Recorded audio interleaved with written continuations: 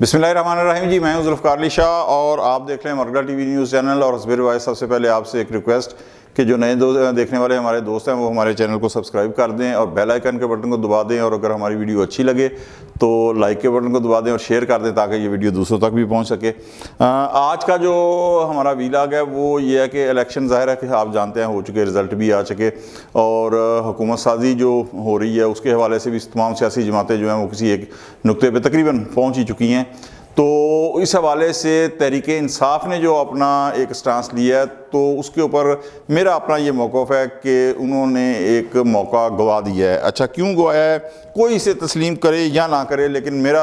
अपना एक ये है कि उन्होंने एक बेहतरीन मौका जो है ना वो गवा दिया है। क्यों गवा दिया है, उसकी वजह यह है कि एक चीज़ याद रखें कि हालात जो हैं वो मौके पैदा करते हैं। मिसाल के तौर के ऊपर पीडीएम की जब गवर्नमेंट थी तो पीडीएम गवर्नमेंट से पहले आपको मालूम है कि तहरीक इंसाफ की हुकूमत ने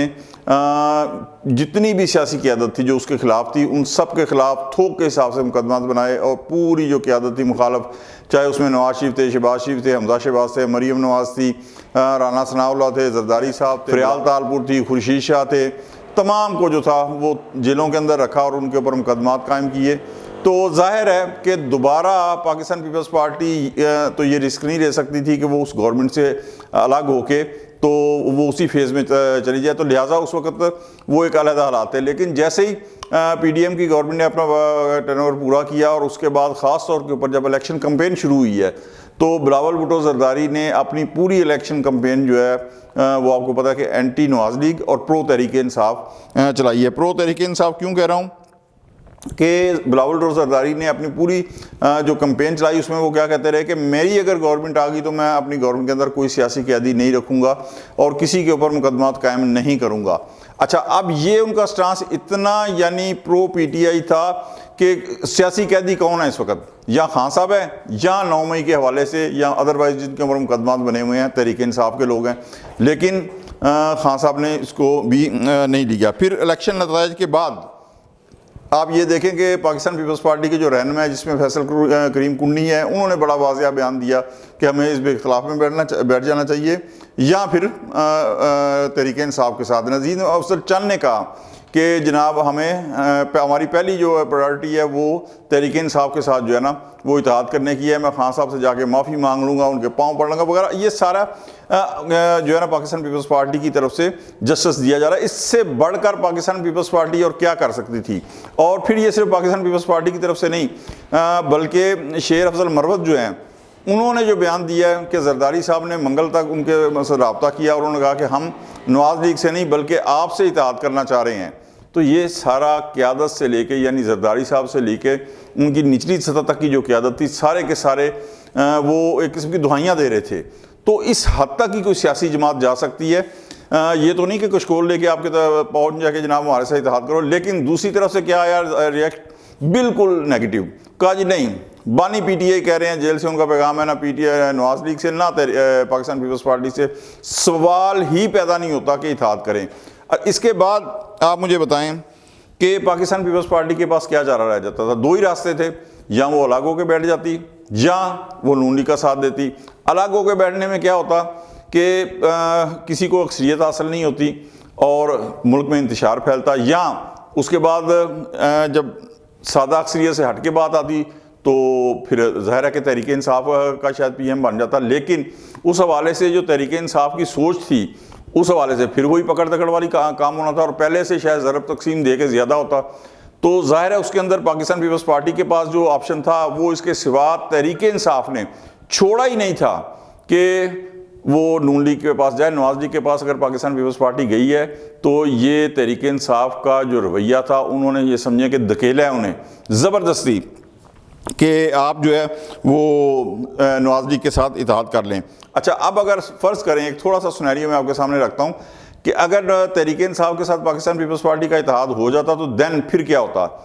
खैबर पख्तूनख्वा के अंदर तो ऑलरेडी तहरीक इंसाफ की हुकूमत है, पंजाब के अंदर भी तहरीक इंसाफ की गवर्नमेंट बन जाती, ठीक है। सिंध के अंदर पीपल्स पार्टी की गवर्नमेंट है, बलोचिस्तान के अंदर जो है वो ऑलरेडी पीपल्स पार्टी 11 सीटों के साथ सरे फहरिस्त है और अगर तहरीक इंसाफ मिल जाती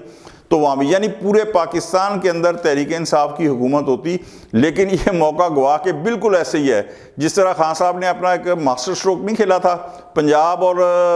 खैबर पख्तूनख्वा की असम्बलियों को डिज़ाल्व करके। तो उसके बाद आपको पता है परवेज़ इलाही ने जब ये फवाद चौधरी साहब अरेस्ट हुए थे तो क्या कहा था कि अगर ये महीना पहले अरेस्ट हो जाता तो दोनों असम्बलियाँ बच जाती। ये महफूज मोर्चे थे उन्होंने कहा तहरीक इंसाफ के। तो आज भी खान साहब ने ये बिल्कुल वही मास्टर स्ट्रोक खेले हैं कि जो जिस तरह उन्होंने पंजाब और ये दोनों सूबों की असम्बलियाँ जिनमें उनकी अपनी गवर्नमेंट्स थी, जिनमें उनकी अपनी हुकूमतें थी, ठीक है, वहाँ पे आप ये देखें लिबर्टी से जब खान साहब का चला है ना लॉन्ग मार्च, तो सर आगे पीछे पुलिस की वैन्स थी, 50 बंदे इनके आते थे अगर कहीं पे रोड के ऊपर, तो 5 वैनें आ जाती थी इनकी हिफाजत के लिए। लेकिन उसके बाद जब इनकी गवर्नमेंट्स गई हैं तो फिर वो हालात यकदम बिल्कुल यकसर तब्दील हो गए हैं, फिर वो और हालात चले गए थे, ठीक है। अब अगर कोई ये समझ रहे हैं कि ठीक है, बिल्कुल इसमें कोई शक नहीं है कि तहरीक इंसाफ को कैंपेन चलाने का मौका नहीं मिला, कोई शक नहीं है कि तहरीक इंसाफ को जलसे जुलूस करने का मौका नहीं मिला, कोई शक नहीं है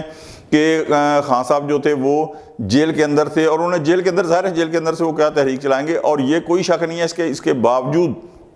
उन्हें अवाम के वोट पड़े हैं। लेकिन इसमें भी कोई शक नहीं है कि दूसरी जमातों को भी पड़े हैं वोट, जिसमें मकसद अगर उनको 1,70,00,000 वोट पड़े हैं तो दूसरी जमातों को 4.5 करोड़ पड़े हैं। पीपल्स पार्टी सिंध के अंदर एक बिल्कुल उन्होंने